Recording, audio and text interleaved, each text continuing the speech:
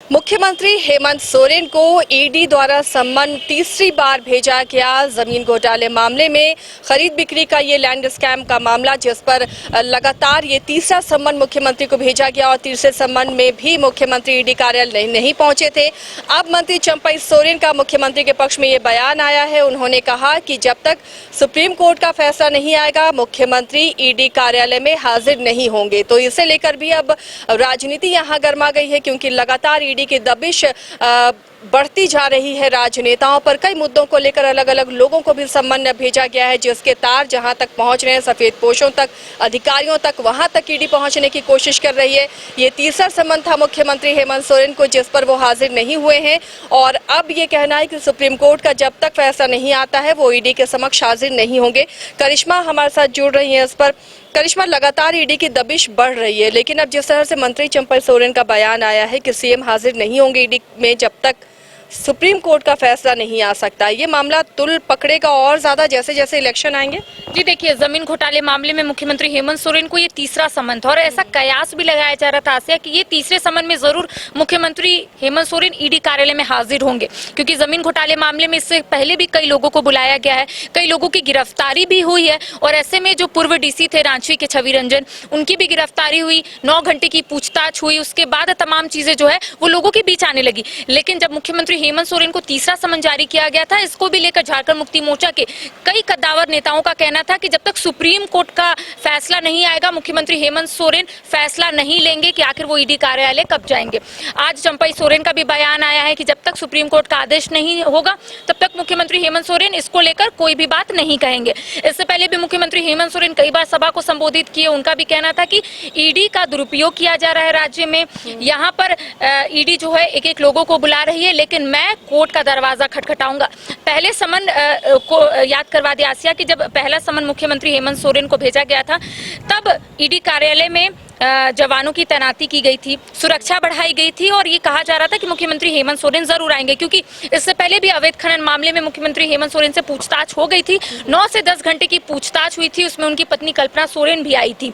करीब रात के 10 बज गए थे पूछताछ करते करते। उसके बाद मुख्यमंत्री हेमंत सोरेन ने यही कहा था कि ईडी का दुरुपयोग किया जा रहा है।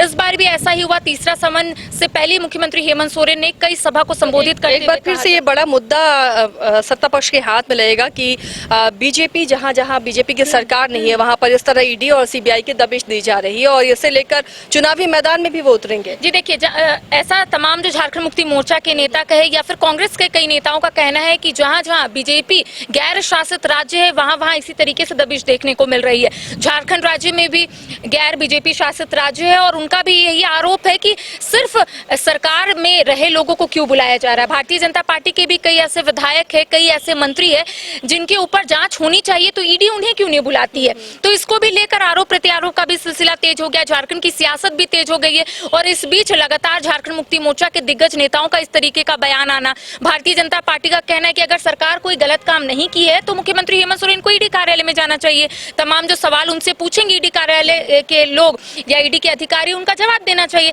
लेकिन सरकार का कहना है कि यहाँ पर सिर्फ गैर बीजेपी शासित राज्य में इस तरीके की कार्रवाई हो रही है। देखिए, लोकसभा चुनाव नजदीक है, विधानसभा चुनाव नजदीक है और ऐसे में मुख्यमंत्री हेमंत सोरेन कई जगह का भ्रमण कर रहे हैं, कई जिलों का भ्रमण कर रहे हैं और इस बीच मुख्यमंत्री हेमंत सोरेन सिर्फ ईडी को लेकर अपनी बयान भी देते हुए नजर आ रहे हैं। तो कह सकते हैं आने वाले समय में जरूर इसको लेकर एक बार फिर से सियासी सरगर्मी तेज हो जाएगी। आसिया, चलिए, तो तीसरे सम्मन पर भी मुख्यमंत्री नहीं पहुंचे हैं। सुप्रीम कोर्ट के फैसले का इंतजार है, उसके बाद ही उनका कहना है कि वो पहुंचेंगे ईडी कार्यालय अगर उन्हें फिर से सम्मन आता है तो।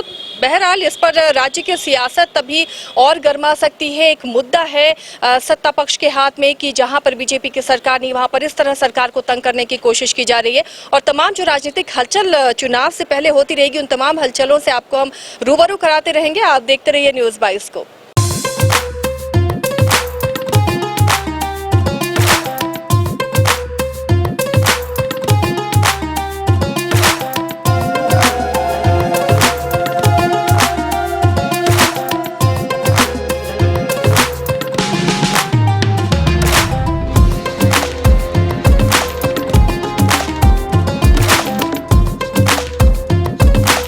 IIT जी नीट एस्पिरेंट्स के सपने को पंख देने आ गया है।